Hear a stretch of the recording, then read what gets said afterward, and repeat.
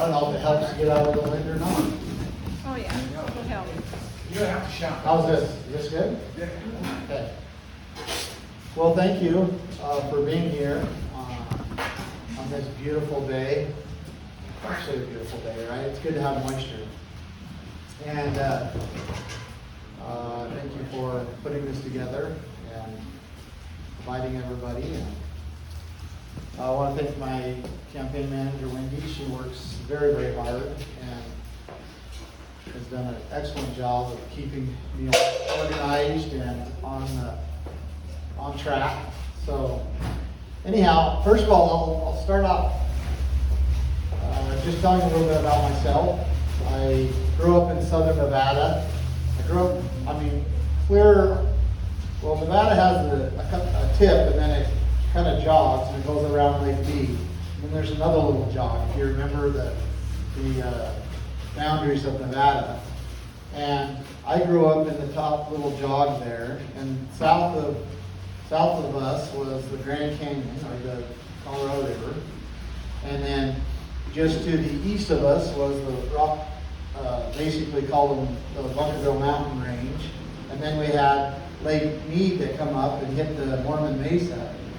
And in that pocket there is where my family raises cattle. And we've raised cattle there since 1877. So now it's 140, whatever, 6 years or whatever it comes out to be. And my family went into that area when no one else wanted it. In fact, the people who came in there before, they came in there, I don't know, 5 or 6 years before, and they stayed for just one summer, and then they went back to, thank you, they went back to Salt Lake City and reported to Brigham Young that it was uninhabitable, that there was no way anybody could ever live there. And so I always tease that. So Brigham Young looks around, and he starts to look at the most stubborn, hard-headed, obstinate people he could find, and he found my family and sent them there. And we've been there ever since. And but what first started, from the very beginning of when they rolled into that valley, they began to find very small artesian wells that were, or springs, I guess. They weren't wells then, they were springs. And they began to dig and capture. Some of them were just moisture on the ground. And they began to dig down, and they got captured that water, and they began to divert it into water troughs so that the cattle could drink and use the feed out on the range. And because it is desert, there are some higher desert, but it's not what you would call high desert here. And it takes approximately about 100 acres to produce enough feed for one cow. And yet, so it's very, very arid.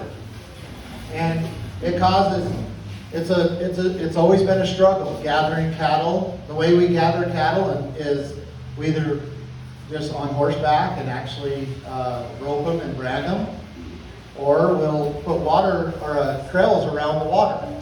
And we actually trap cattle coming in for water. And so basically that's the circumstance that I grew up in. That's exactly how I grew up. I grew up, going all over the range, from the top where my family's home is, to the bottom of what we call Gold Butte, which is where the Colorado River is. It's about 80 miles. And then there's it's probably close to 50 miles. That's probably a little, 40 miles wide. And that's where we run cattle. It's a very rugged, at times very difficult. Sometimes the cattle will do really, really great. And other times, like this year, it's difficult. And it all depends upon water.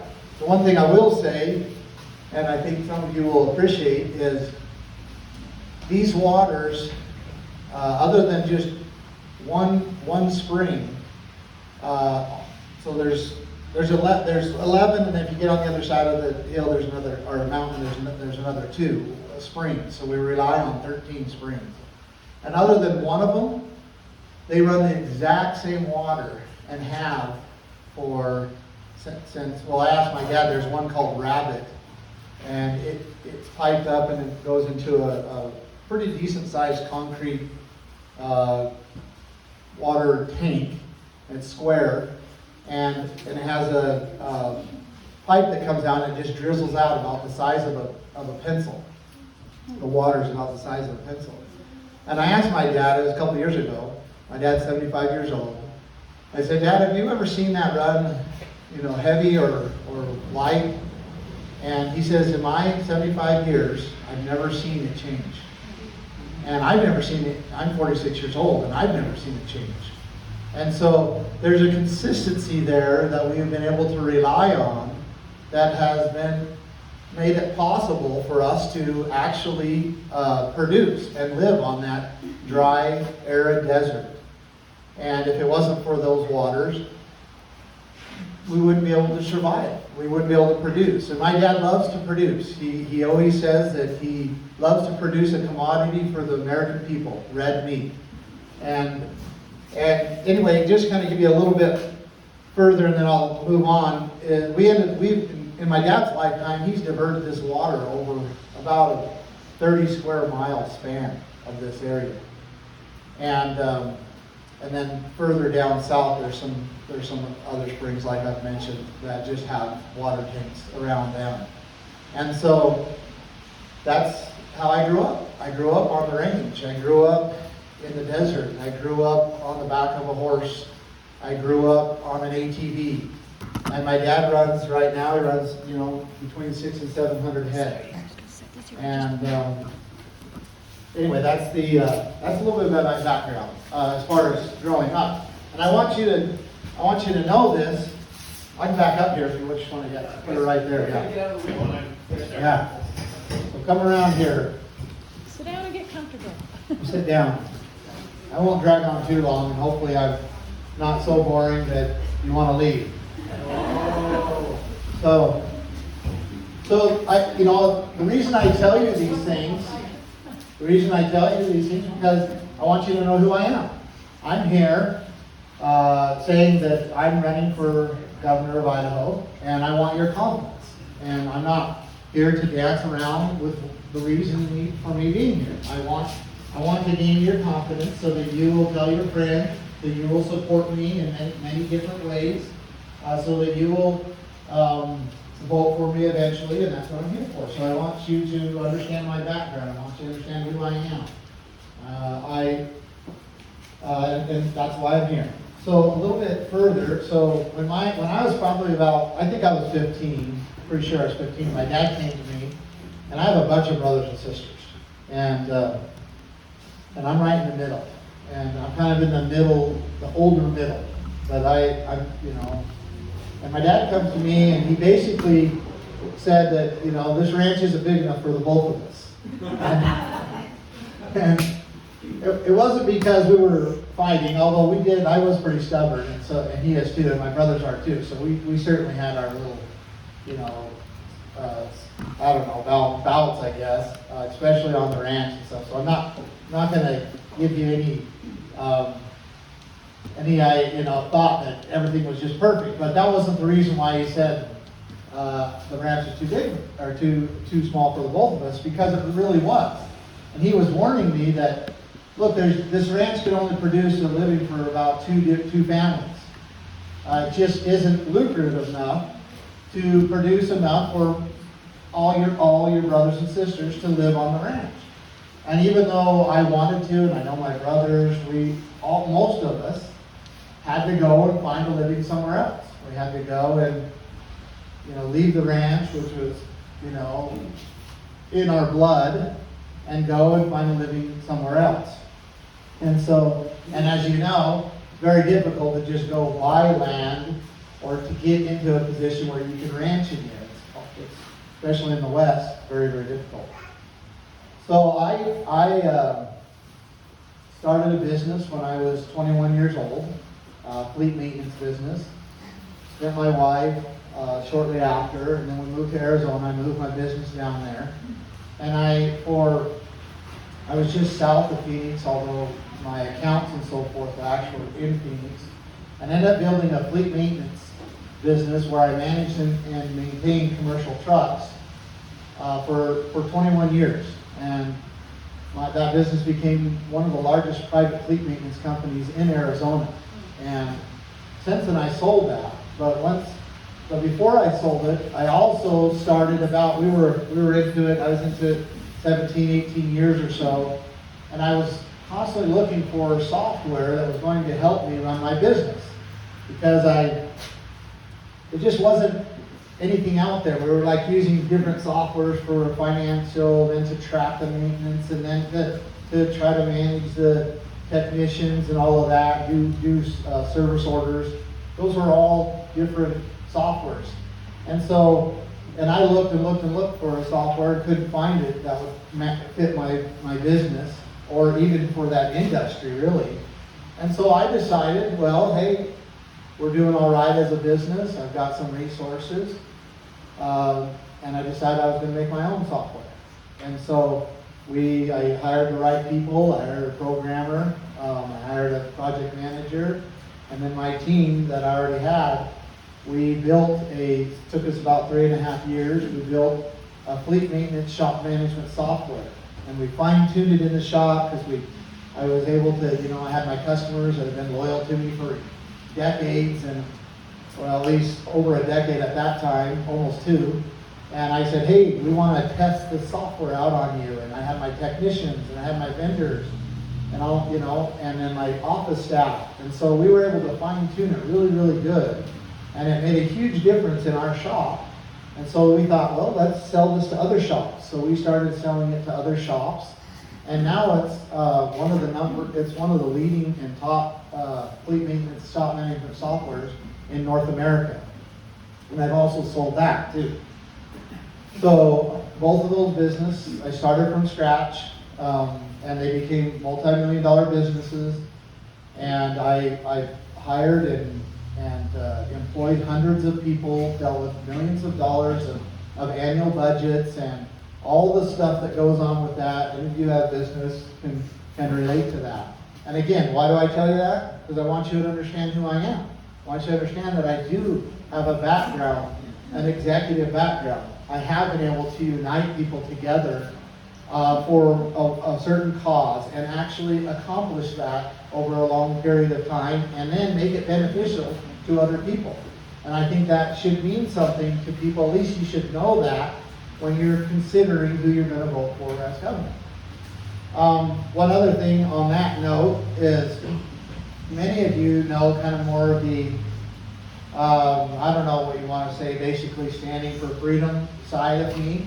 I don't think there's just one side. I think that's who I am, but I have been able to unite thousands, even tens of thousands of people in a very short time for the defense of an individual or a family, even my family, the Hammond family, things that have happened in 2020. And so the media would have you believe that I'm a disruptor and a divider, when it really, in reality, what I have done has been just opposite. And you cannot bring thousands of people together, tens of thousands of people together, under a really difficult cause, and do that in a short period of time and truly make a difference if you're a divider and if you're a disruptor. You can't create a software, sell it, develop it, have a business for 21 years that ends up being one of the leading businesses in the state if you're a divider and a disruptor. So that's a little bit of my, I guess, defense when it comes to the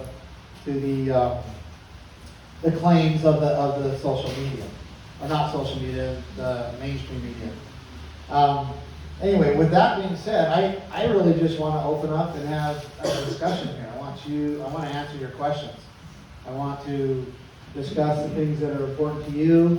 Each one of you might have different concerns or thoughts, or you just want to know my position on certain things. And I want to give the time to you to ask those questions. So, with that, the floor is yours. Anybody have and don't be afraid, just ask a question. I've always said, I've said that as long as it's not a personal question between my wife and I, And I'll answer. I'll answer the best I can answer. Unless I don't have an answer, then I'll let you know I don't have an answer. So, questions? What happened to Hammonds? Okay, yeah. So the Hammond family was a ranching family in Oregon. And the federal government was attacking them in order to take their private ranch and add it to the refuge, the National Wildlife Refuge. And that was the family I went and stood for in 2016. And one of the reasons I was standing for them, because they prosecuted them under they prosecuted them as arsenal terrorists under the 1996 Anti-Terrorist Death Penalty Act. And they got them convicted, and it was just corrupt the whole way. And I just couldn't stand by knowing what I knew and what had happened to my family and allow that to happen. And so they were going to prison for 5 years, the father and the son, for nothing, literally. And so anyway, I made all the stink I made about it and stood, and then they arrested us. I spent 2 years in federal prison. I was never convicted of even a misdemeanor. Came out. And I was still advocating for them, and ultimately, Trump, because of all the attention we got them, Trump ended up pardoning them. And Trump pardoned only 17 people, and 3 of those people I advocated for. And so the Hammonds were able to go home. They went home to their family, went back to ranching, and and of course their conviction was wiped clean, and that's basically the story. It ended up being a success story, and it would have never happened if myself and others wouldn't have got international news and shined a huge light on what was happening there. But it cost us dearly, though. I mean, it cost that fighting for them. Put us at extreme personal risk, and we ended up, again, like I said, spending 2 years in federal prison, and half of that time was in solitary confinement. And we walked out of there without even a misdemeanor. They were just simply trying to break us and trying to destroy my family. So that's your answer. Where else? What else we got? I know you guys got a lot more answers. Oh, right here. What's yours? This is like an auction. If I see your hand, right here. And then, can you explain in more detail your plans for having Idaho stay rural or having people spread out, possibly on public lands? yeah, so we have an issue here in Idaho, and it's threefold. So I'll try to articulate the best I can, because I'll start with the problem. We have an affordable housing crisis going on right now, where people really in Idaho can't afford housing. It's just, if you don't have a house, you can't afford one. Unless you come from somewhere else and sold and made a bunch of money somewhere, or somehow end up getting rich some other way, you can't afford housing in Idaho. That's just reality. So that's a problem. That's a real problem that we have. People have to have houses. The second problem is in order to kind of help the supply and demand issue, we are building houses. The houses we are building to try to supply and get the supply to balance the demand. We're building on our agricultural land, and we're destroying our number one economy here in Idaho. Our number one economy is agriculture. And I'll give you a figure. It's a real old figure, but from 2002, was it, Whitney, to 2016? Yeah, 2001, 2002 to 2016. So remember, now there's a lot of years that's passed since then. But during that period of time, there was 68,000 acres that were transferred from agriculture to housing development. Now imagine what's gone on from 2016 to now. I mean, it's I don't know. I don't know the number, and I don't want to say the number, but it's got to be way larger than 68,000 acres. So we are literally converting our number one industry, our number one economy in Idaho, and we're destroying it simply to build houses on it. Okay, so that's number 2 problem. And then 3 we're creating what I call a Hunger Games situation, Hunger Games scenario, where you got the capital. Everybody watch Hunger Games here? Know what I'm talking about, right? You got capital city, and you got all the districts out there, and they're just going to become slaves and send the resources into the capital city, because Boise, let's just be honest, right? Boise is, if it continues the path it's going, is going to become so densely populated. They're already building these standardized apartments and so forth, and it will become, it's already almost there, where it will politically control the rest of the state, and no matter what the rest of the state does, they will not have any kind of say. And so the solution, believe it or not, is all the same solution. And the problem, besides these, I guess what I just explained was more of the result or the symptom. The problem, the true cause, is that 63% of our land is being controlled by the federal government. So we're not able to build out, right? Rather than build up. We have to build out if we're going to keep our conservative identity here in Idaho. And we're not able to, because these cities and these towns are all landlocked. The federal government won't allow them to build on it.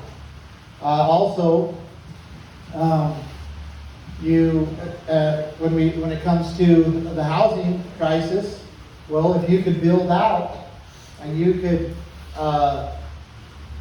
put more supply, then you won't be building on your agricultural land. And so these are real problems that we have to address. And I know we really don't have a choice unless we want to completely change as a state. We really don't. People might say, well, that's a tall order, Adam, getting the land back from the federal government. And believe me, my family knows what that's going to take. Right? That's what we fought literally for generations. I'm at least the third generation that has fought this very same battle in my family. And so, but we don't have a choice unless we just want to become another Oregon, become another Washington, California, Nevada, Colorado, New Mexico, all of these states.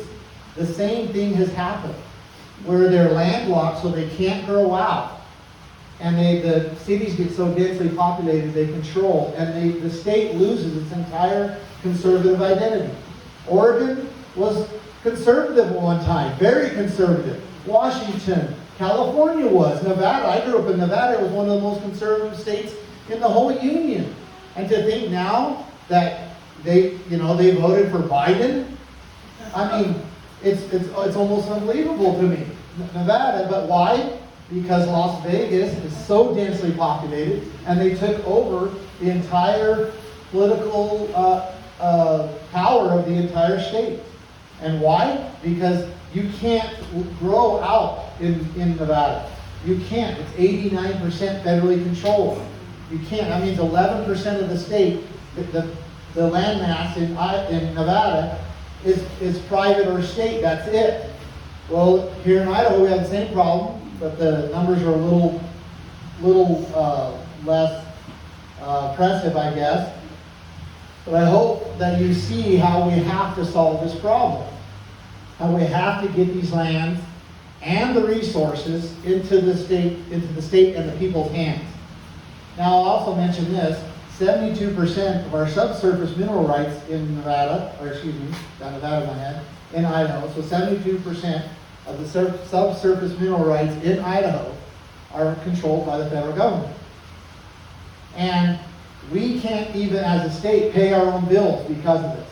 We can't even pay. We actually have to get more money from the federal government than they take. So we in a sense, are a welfare state. When we are resource rich, we've got tons of resources that we should be able to use, land that should be used. Now, the question I get, just to kind of wrap this up, the question I always get, well, we love our hunting, fishing, hiking, and all of that. And we do. We love it. And we don't want that to go away. And so what I'm proposing is that we identify what would be termed multiple use lands, which would be your more, your forests and your where people hunt, hike, fish, but also where ranchers have grazing rights, where there'll be timber rights, where there's mineral rights, and those would be kept as multiple use. And the rights on that land would be protected by the state, including the right to hunt, to fish, to hike, to camp, and all of those. And then this land around the cities and around the towns, and that could be available and made for farm development and so forth, will become available for the people. They'll be disposed of the people. And we're talking here, just to give you a little bit of reference, we are talking here about 32 million acres in Idaho. 32 million acres that the federal government is controlling. So yeah. There's a little update on Will or not, or that building that's protected by Boise State. okay, and the current rate of development continues. A Boise State University study estimates 200,000 acres of farm and ranch land will disappear from the Treasure Valley by 2100. So yeah, there goes our number one industry. So hopefully that covered what I'm talking about, or what these concerns are. And I hope you see that if we continue down the path we're going, and if our current leadership, which is taking us down the exact same path that Oregon, the leadership in Oregon, remember, Oregon was Republican, Washington was Republican. They were all Republican, and those leaders, those Republican leaders, decided to go down basically this path that we are going down right now. And so we will end up in the exact same place. And our downtown, you might as well, it'll look like a Portland. It'll look like a Seattle. And the surrounding areas, just go ask the people in eastern Oregon how much they enjoy being part of Oregon. They want to actually join Idaho. There's proposals. They've been even talking to our legislature, trying to get this idea going that they can join Idaho. Well, how do you think they'll feel about it if Idaho is just going down the same path? Right? We can't go down that path. We literally can't, unless we're just willing to give Idaho up and say it's just going to become another liberal state that their downtown is like I don't know, I don't even want to say it. I won't say it in public, right? So, I mean, Portland, the crime is it's so great there that if someone goes in and steals something and it's less than $900, the police don't even respond. They don't prosecute. That's where they're at, because crime is so high. And I think I was just talking to you about Seattle, how they all of their halfway houses and their home centers, their homeless centers and different things are so full that they're sending them to Boise. They're actually paying Boise to take them. That's happening right now. That's how messed up it is in Seattle. And we just can't let ourselves get like that. We have to act now, or we will completely be acted upon and we won't be able to do anything about it. So thank you for that question. Right back here. You kind of answered mine about like gun rights. Okay. Well, did you have a specific question about it? So I know, but you're going to NIMN, but I'm not an I NIMN. don't want to, you go so much about the Biden administration wanting to buy back guns. Yeah. Well, if you want a good example of what happens to people when they give up their guns, look at Australia. I mean, people look even closer to Canada. But they are literally locking Australians down. They have been for months and months, actually over a year now, pushing. They have locked them down and said that they can't come out only, I think, an hour a day. It's by your last name. So if it's 12 o'clock and your last name starts with T, then one person can go out for an hour. And that's what's going on in Australia. And the people, they're starting to go out into the streets and protest and stuff, but they're just met by MRAPs and guns and everything else. And they can't defend themselves. And they're literally put into a penal type of lockdown system. And they're just innocent people wanting to live their life. And they can't leave the country either. So that's what's happening in Australia. Canada's not that much further away. And so why is it different here? And it is different here, especially in Idaho. It's different here, but it is different all over the United States, but especially in Idaho. But why is it different? Because the government knows that there's a point where the people will just not accept it. They just flat out won't accept it. And that's important that they know that people in government, because governments get filled with wicked people that want to control other people. They gravitate to power, and there's a lot of power in government. So those people gravitate to that, and if the people can't defend themselves, then they will be oppressed. And there's nothing ever in history like what is going on in Australia. I mean, there's little pieces of it, and there's been like smaller things that have been way worse when it comes to a smaller, but never an entire nation of people, an entire continent locked down and basically say you can't come out of your home. And for that to go on for, pushing a year and a half now. So that's, we can't let ourselves get into that position. We can't. So, all right. Okay, so I have lived in Washington, Oregon, Arizona, Wyoming, and Idaho. And I know what you're saying, understand, you never know Jewish. I'm closer to your dad's age. Okay. And, but now you're in Idaho, you have moved to Idaho, so many other people have moved to Idaho. Who are moving into Idaho? Are they liberal, conservative? What are their thoughts? Are they going to infiltrate the city and go for office? That's a great question. So, I moved to Idaho here almost 7 years ago. So the question is who's moving to Idaho? And of course, there's different demographics, but I will say this, because when we end this little tour on Sunday, this will be the second time I've been around the state. Okay? And I've met with thousands of people already in Idaho.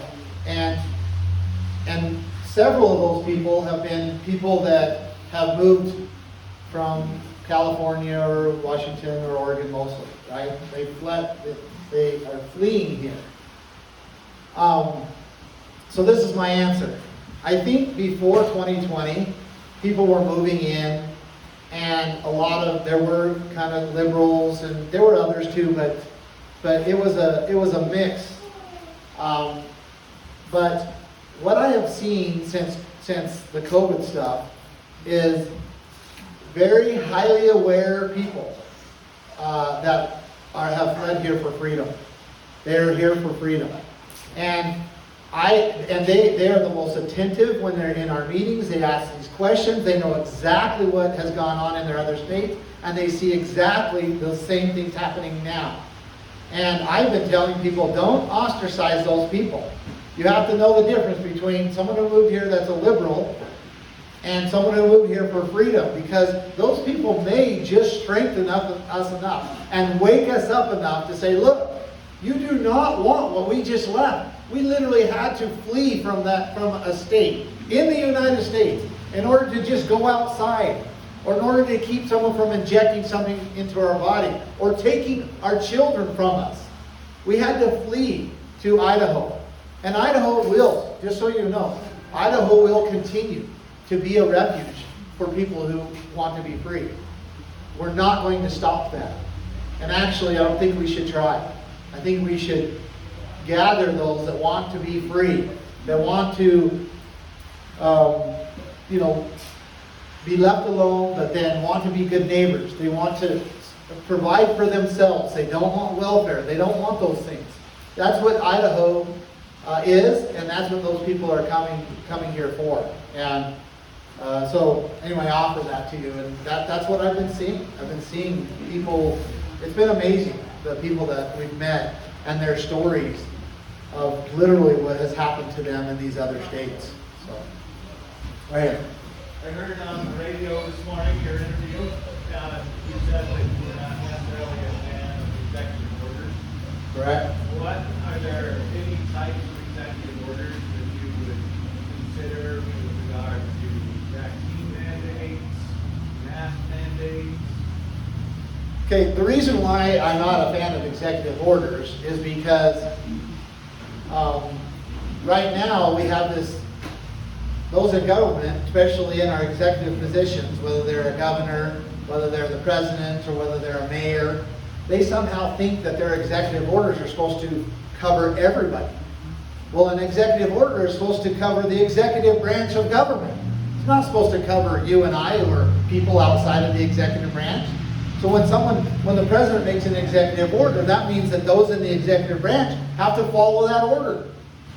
But we have a governor right now that thinks he can make an executive order and we have to stay in our houses, or that he can shut down our churches, or that he can stop businesses from opening up.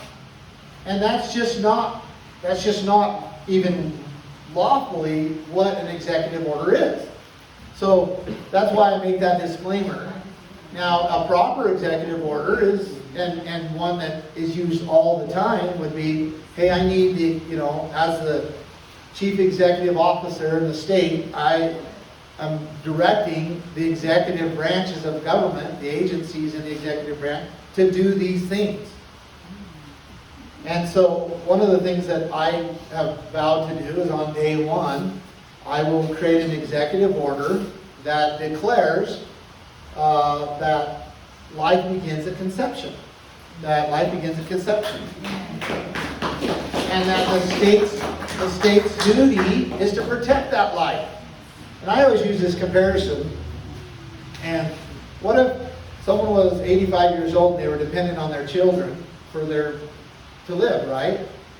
And their children said, well, I'm going to go take them to the euthanization center and I'm just going to take care of them, right? They're just going to kill them, right? I guess I have to say it. The state would do everything and the people would do everything they could to stop that, right? Well, how is that any different what that's going on? There's no difference. You've got another life that is dependent upon a mother, and then they're going to take that life to a center that kills them.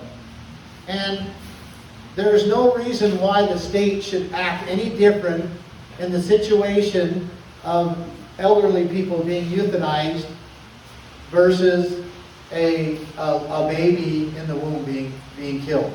And so I just don't see it, and I would use executive orders to declare that, to make that the law and the rule within the executive branch of government. And that's how the Department of Justice, that's how all these agencies would have to start acting as if that life began at conception and that it is their duty to protect that life. So I guess, just to clarify, I was more wondering, with regard to federal mandates, Okay, is there something the Yeah. governor can do to protect the citizens of Idaho from? absolutely. Yeah, thank you, because you're... So, a federal mandate, again, let's go back to a federal executive order. Does that cover the state? Does that cover a private business? Does that cover the state of Idaho? It doesn't. They don't have jurisdiction over the state of Idaho. But so the reason why they have so much power and their executive orders go so far out and so much reach, all the way to our school boards, our school districts, our health districts, our hospitals, our state, counties, county sheriffs, all that. The reason why is because all of them have received federal funding. Okay? So like, I'll give you an example. Your sheriff's department. The federal government comes along, or they apply for some federal grant or whatever they might call it, to buy equipment for them. And the federal government says, yeah, we'll give you $2.5 million. But you have to sign this. You have to agree to this. You have to agree to follow executive orders, executive mandates. You have to agree to follow all these things.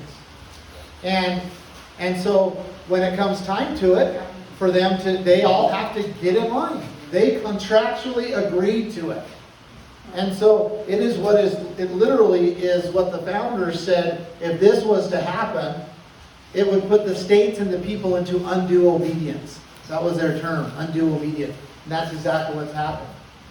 And so, I mean, I could show you the path. We have, a tremendous amount of documents. I understood this a long, long time before I was running for governor, that the federal government requires obedience because they give federal money and they signed an agreement. They signed a contract to do that. Now, what can the governor do? Well, any COVID money that's left over, if there's any in when I get in there, which the governor's received $18 billion, just so you know. And it's come to his office. Billion, that's with a B, yes, I did say that right, 18 billion. I'd package that all up. I would take the contracts that they require, and I'd tie it in a little bow, and I'd send it back to Washington, D.C. And then I would fight any of the contracts that were signed by the school district, the sheriffs, and so forth, because all of them are unconstitutional. There is no authority for the federal government to come in and contract with your school district. There is none. I mean, think about it. Think about the problems that causes and the violation of jurisdiction that is. To actually, for the federal Washington, D.C., to come down and actually contract for obedience, for money, with a school district. And they're doing it all over the country. And as governor, I would stand in between. I would stop that flow. And I would fight that battle. And it would primarily be on a constitutional level. But there's other ways to fight it too. For example, the school districts usually get about 6 or 7% of the federal money. That's about all their budget is. So if their budget is about 6 or 7% federally funded money, right? I guess if that's the right term. But yet they have to sign a contract that they will put forth this curriculum. That's where this critical race theory garbage is coming from, and all, Common Core and all of these things. So they're actually taking the federal government's curriculum, and they're doing it for only 6 or 7% of their entire budget. Well, the other percentage of their budget comes from the state. And as the governor, I'll be saying, look, you need to make a choice. You need to make a choice between 63 or a 93%, 94%, or 6 or 7%. You can't have both. And so there's lots of ways to fight this. And as we get in and we learn more about it, we'll fight it even more. But we have to stop this flow of money coming from the federal government and putting the states and the people in what our founder said is undue obedience. So that's how I'll fight it. Can you talk about how Governor Little has put us under emotional law? Yes. Okay. So on March 13th, Governor Little signed an executive order. That's when the health order came out, the first one. And then on March 25th, so actually I'm going to give you a little bit of fact, because I'll kill two birds with one stone. On March 13th, he put the state in emergency order, under emergency order, whatever. And he used, I can't remember the actual code, but it was 10 something anyway. And that was the same day that President Trump announced that he was going to give release $50 billion to the states that are in emergency order, or under emergency status, right? Idaho had one COVID case, okay, this is on the governor's website, one COVID case. And he said Idaho was in a state of emergency. It was obvious, and it was the very same day that Trump announced the $50 billion. He was only doing it for money. So now, on March 25th, he put us in an extreme state of emergency. And he used martial law authority to do it. He enacted martial law. And if you want to write this down, go to 46601. That was the statute, the code that he used, which is a martial law code. And basically what it does is it's supposed to be for extreme emergencies in the state, and to give the governor power where he can bring everything he needs together to defend the people. And he enacted that law, the first time it's ever been enacted in Idaho. And what it essentially does is it brings all the branches of government, all the agencies of government, all under the umbrella of the governor. And it isn't martial law, a code. I wish if I had it handy, I would read you some of it. It's pretty revealing. But it also makes it so that he can, it's not, there's a lot of constitutional conflicts with this, but technically the way they interpreted it, that he now can take all this money to himself and decide how it's going to be spent, right? Because now he's controlling government. And in fact, in his executive order, it's 20,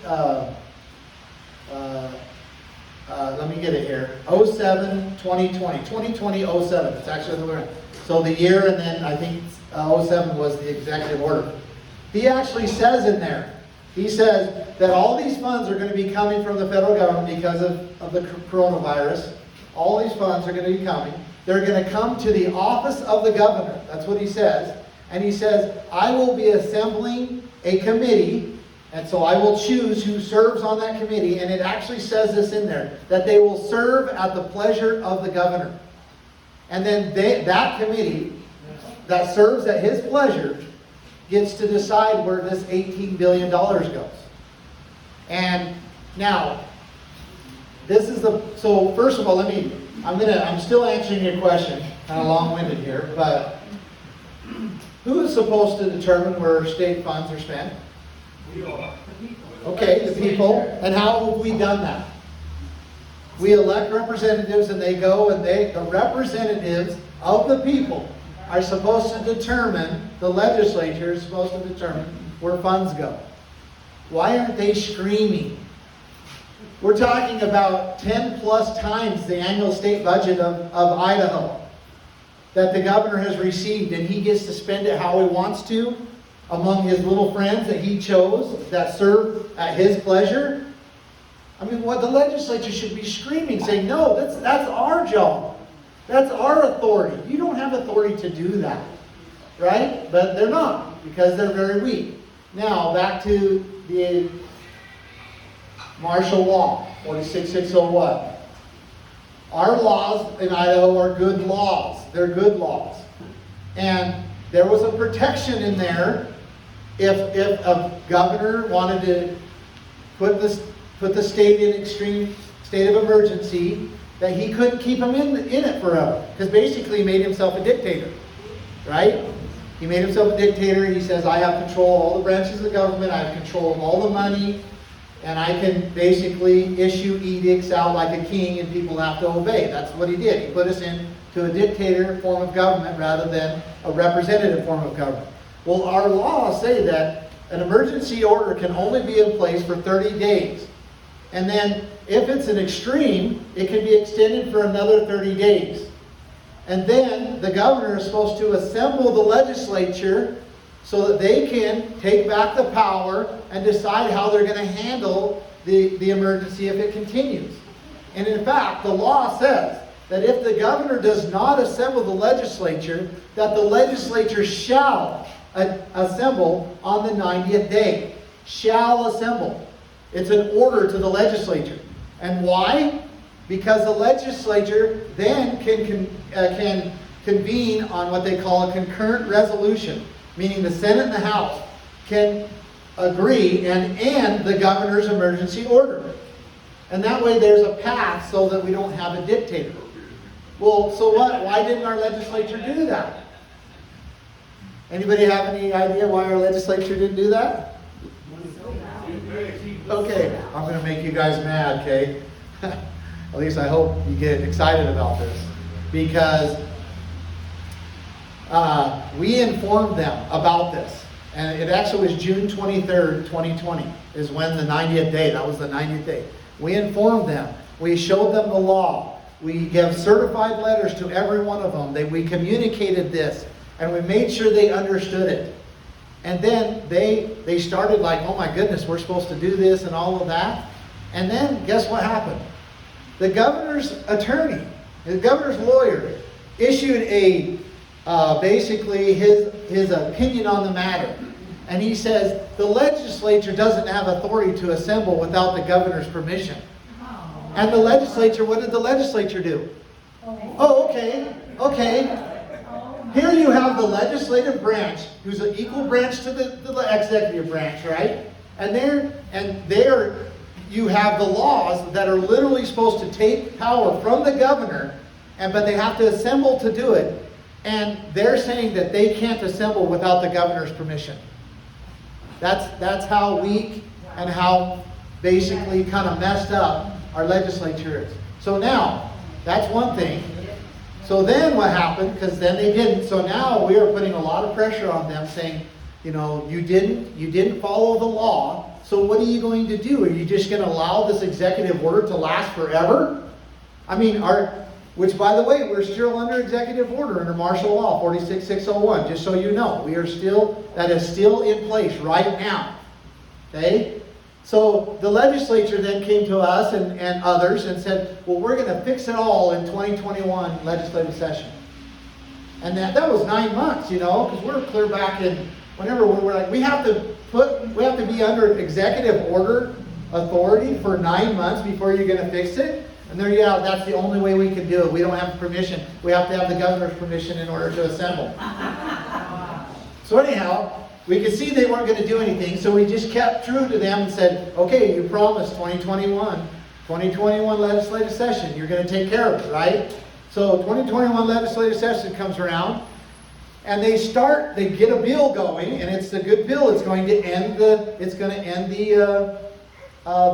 executive order.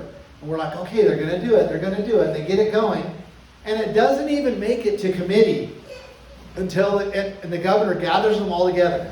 Gathers them all together in a little private meeting, gets all the legislative head, the Speaker of the House, Bedke, Pro Temp, Walden, gets them all together, and he says, look, if you end the emergency order, if you end my executive order, there's all this federal funds you won't get. And it was like billions of dollars you won't get. And so you can't end the order yet. And guess what? The legislature all agreed. And they all left. And so they just ended that bill. And now that it's just all about taking more federal money and getting as much federal money. And now that's why, your hospitals have mandated vaccines, your private companies have mandated vaccines, the state health departments, all that's gone on. And our legislature has completely failed us, actually sold us completely out for federal money. And you start to see where this terrible flow is coming from of oppression. It's coming because of federal money, which we don't really even have, right? What are we now, like pushing $27 trillion in debt? It wasn't very long ago in Bush's era when we were $9 trillion in debt, and we were thinking that was terrible, right? Obama came along and spent more money than all the presidents combined. And I think we ended up being at 18 trillion or something like that. And we thought, that's terrible. We're at like 27 trillion now. So not only are they pushing undue obedience on us through federal funding, but they're actually destroying our country. They're actually setting us up for a huge economic crash. They're making it so that Russia and China are going to create another world currency. That's what's happening. And where the United States of America just simply won't have the power because we won't have the influence, because the rest of the world will not be using the dollar. They'll be using something that China and Russia created as a world currency. And when that happens, at best, the dollar will be worth about 25 cents. At best. And that's all. This is what our federal government is doing to us, simply, and we are taking it, and our legislatures are taking it, and they're actually destroying Idaho and destroying our country, and anything that's good about it, which is a lot. And so we have to wake up. We have to understand. We have to stand. Really, we have to stand. We're in a crucial point, and I'm not an alarmist. So, anyway, great question. Hopefully I answered it long, but I'm trying to make sure that I hit the points so that you understand what's going on and you connect it with the things you already knew. So what else? What other questions do you have? Surely after I ranted that long, you'd have some questions to figure out. Right here. So, back to the federal funding issue and state revenue, what are your thoughts? I know a little bit about your thoughts on taxes, but tell us more how your vision for taxes in Idaho. Yeah, so there's multiple taxes. You've got sales tax, you've got income tax, you've got property tax, and I'm proposing that we get rid of property tax. I'm proposing that we get rid of income tax. I'm proposing that we get rid of the grocery tax. I'm not proposing that we get rid of sales tax altogether. But of course, what's the first question that comes when we say that I'm saying, well, let's get rid of all those taxes? What's the question? Where is the money gonna come from? Yeah, where's it going to come from? To pay for legitimate government purposes, right? Because we know that there's a lot of illegitimate government going on, and that needs to be cleaned up, right? But there is legitimate government purposes, right? We have county sheriffs, we have, our county governments, we have I'm so glad that we have a county recorder we can go down to that's keeping all our deeds and all our records straight, right? Imagine if we didn't have that. I'm glad that we can call on, if someone's lost out in the trees, you can call on the sheriff and search and rescue and all of that. And I'm grateful for these legitimate purposes of government. I'm grateful for the defense and the protection of our rights that they give us. So we do have some costs that have to be covered.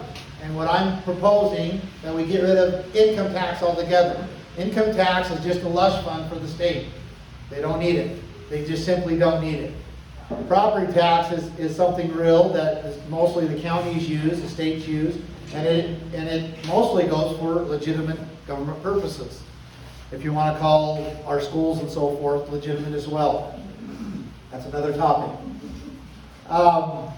So what I'm proposing, but the problem is this. If you're paying property tax, you never own your home. Right? You can pay off your mortgage, you can pay it off early, you can do all the things to do to be free, and then you never are free. And people in Idaho right now, especially the elderly, lose their homes every day of the work week, every day of the work week, right? They lose their home to the state. Or the disabled, or those who go for a long time and they can't get a job. They lose their home to the state. They lose it faster than you would lose it in a mortgage.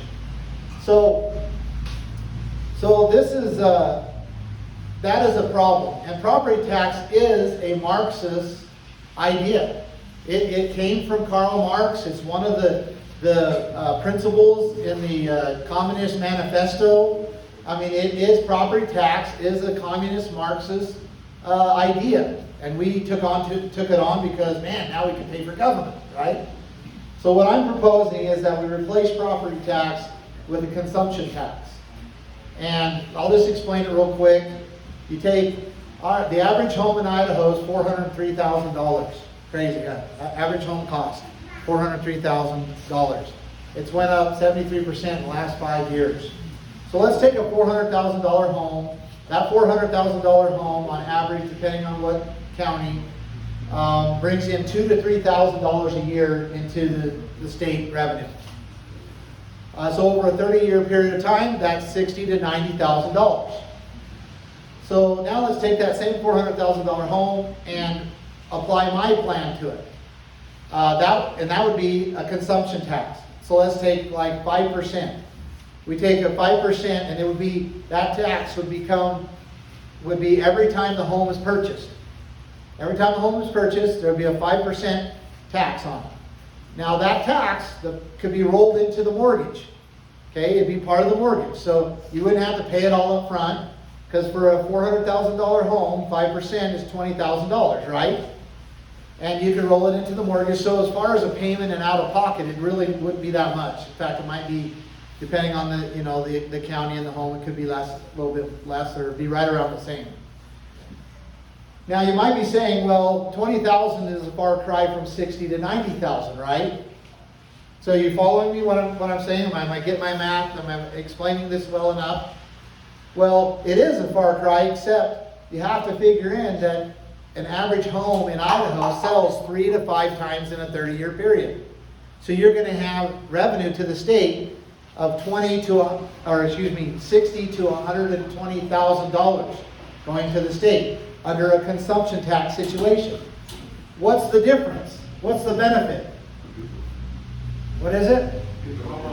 As soon as you pay off the mortgage, you no longer pay tax anymore. You no longer pay the tax. As soon as you pay that off, you don't have tax anymore. Now, if the home is sold again, then the person who buys it, has that 5%, and they can either roll it into the mortgage, or if they have the money, they can pay it all up front. But when it's paid, you no longer have to pay. You no longer have to pay the state in order to stay in your home, and that way, the legitimate purposes of government are being paid for. In fact, in some cases, if there's more money than what the property tax is paid for, and that can be balanced. We could go down to like 4% or 3%, and that would be worked out. But when we're done, we own our homes. The state or nobody else can't take it. And that is, I think, crucial. And so that's kind of the my proposal when it comes to taxes, to answer your question over there. Right here. Yeah, that's called a transfer tax, and it has to go before the people. It has to be voted on by me, and the other property owner. Usually they'll fly. So the interesting thing is this is being done in other states, but on top of property tax. Yeah. So other states have implemented this, but they're still doing the property tax and the consumption tax at the time of the transfer, yeah. And so that absolutely is not going to happen in Idaho under an Ammon Bundy governor. Just won't happen. It will be eliminating the property tax, because the entire reason for it is so that people can keep their homes and the state can't take it. It really becomes your property. So, what else? We're getting you guys cold enough out back there? Probably need to wrap it up. I'll take maybe one more question, maybe 2 at the most, and then we'll wrap this up. Thank you for your time. Right here. My biggest concern is if your campaign gains traction, the media is going to try and nail you to the cross. I think everybody knows that. And I think that you will split the vote with Janice McGeehan and leave the door wide open for Brad Little. Okay, so there's nothing new about the media, attacking me and so if you just type in Ammon Bundy, there are pages and pages and pages and literally, I mean, you got to go through 3 or 4 pages before you come to votebundy.com, which is my official campaign page. And most of them are all negative, anti-government, that's, anti-whatever. And so there's nothing new there. So I'm going to, two concerns. One is what do you do about the media? And 2, splitting the vote. So let me answer the one first. I have been all around the state and I have asked this question. And I'm going to ask you, who here subscribed to the Idaho Statesman? What? Come on, somebody has to be subscribed to the Idaho Statesman. None of you? Okay, so I have been all around the state twice now, and I have asked this in groups of 200 to 300 before, multiple times. And how many people do you think have said that they're subscribed to the Idaho Statesman? 0? 0. Not one person has said that they subscribe to the largest, most influential paper media, in Idaho. Not one person. So the 12.5 people that do subscribe to the Idaho Statesman, I really don't care how they vote. They're never going to vote for me anyway. And so I'm not going to react to these people, right? I'm not going to react to them. So anyway, so that's the first part. They don't have the influence that we think they do. They don't have the power or the ability to change minds like we think they do. So just remember that. They don't. Now, second, we're talking about a split vote. I can't make Janice, leave the race. The only thing I can do is outwork her, communicate with the people, out meeting with the people, and completely convince the people that I'm the candidate that they should vote for. And I said this on the radio today. I have a good buddy he's actually a good friend. He was on my legal team. And he won the national debate twice, which is a really big deal, anybody who knows. I mean, they have this huge, where all the colleges and all the country send their best debaters to this, championship. And then they end up going for a week or so in debates, and then the top debate, and he won it twice, 2 years in a row. And he said the way I won it was I beat them so bad that even their mothers had to admit that I won. And that may sound like a little bit like, okay, nice idea, but that is exactly what we plan on doing. We plan on, and we are doing it. And I'm going to give you a little bit of proof of that. And I want to give you some evidence. So there have been some polls, because that's about all we have right now to go off of, right? And polls are just a snapshot in time, and there's some polls and other polls, and it depends on how you ask the question and so forth. But this one is very interesting, because this was a poll done in the Gem State Patriot News. And the Gem State Patriot News is Janice McGeehan's echo chamber. In fact, there's connection there that I won't disclose, because I promised I won't. But they're very closely connected. And they've been the Janice followers for years and years and years. And so the Gem State Patriot News did a poll, and they asked the question, who do you support for Idaho governor in 2022? Anybody want to know the results? Okay, this has been going on for now 26 days, and there's about 2,700 people that have weighed in, which, if you know anything about polls, that's a really large poll. Most polls are anywhere from 400 to 500, 600 people. So this is the results. Janice McGeehan, 30.3%. Ammon Bundy, 62.8%. Ed Humphreys, 3.4%. Brad Little, 1.8%. Melissa Sue Robinson, 0.5%. And other or not listed is 1.1%. Among her own kind of echo chamber, her own people, I have over doubled her in this poll. So I don't know what else to say. I'm going to keep doing it. Go ahead. Could you give us some bullet points on why we should vote for you over McGeehan? Yeah, I could. I'm nothing like McGeehan. I'm not going to use my political position to sneak around. I'm going to hit I'm going to hit it head on, and I'm not going to go behind people's back. I am also going to stand for the people. In 2020, we begged Janice McGeehan, we begged the legislatures to stand, to do something, and they refused. They did nothing. She did nothing. And, she's since then done some political gimmicks, which is going on right now, which is really just causing chaos. I mean, just think about this for just a little bit. And I don't want to attack her, but I'm going to point something out. Just this last little bit, the governor leaves the state, right? And she does this executive order where she stops something, right? And she also began to go through the processes to activate the National Guard. And she did a couple other things, right?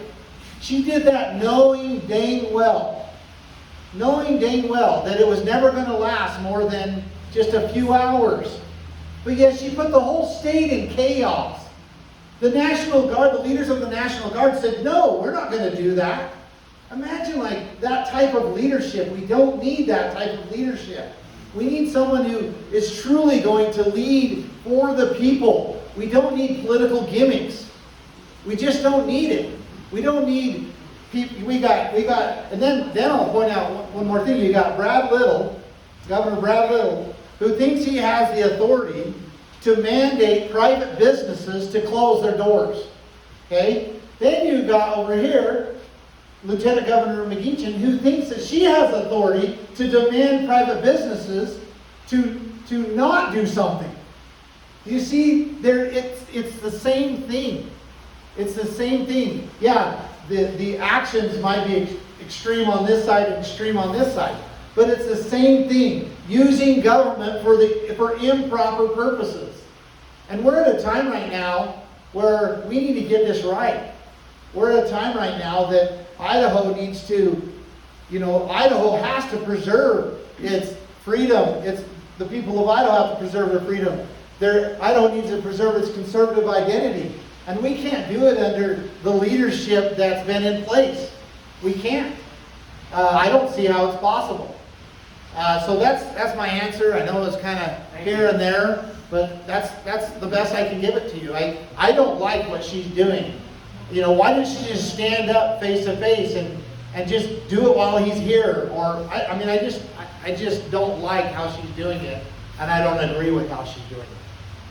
And it's just a political gimmick. So, one more question, right here.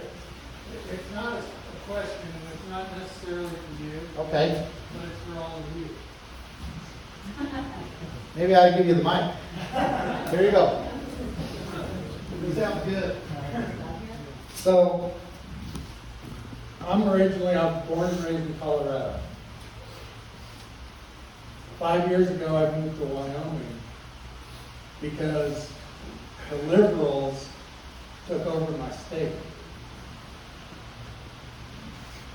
And how that happened was major. $18 billion is nothing. What's going to be flowing into Idaho. It's now started to flow into the governor's office. It's already started. If you go down to the airport, you'll see a big ass hangar being built. The guy who owns that hangar, who's building that hangar, was Hillary Clinton's #1 money man. He just bought Teton Ridge Ranch, just north of Tetonia. He is about to flip your state like he did Colorado. So, Idahoans need to wake the hell up. When I moved up here, I was like, Idaho is probably 15 years behind Colorado. You're now 5. You need to wake up. It's happening right now. Real time. So if you love your state, you need to start working. And you need to work with that man right there, because the other two that are already in Boise, they're getting that money right now. So it starts with you, and it starts with him. And that's why the other two that are there right now, you need to bypass them real quick. And you need to let everybody know. Your neighbor up north is not here for your benefit.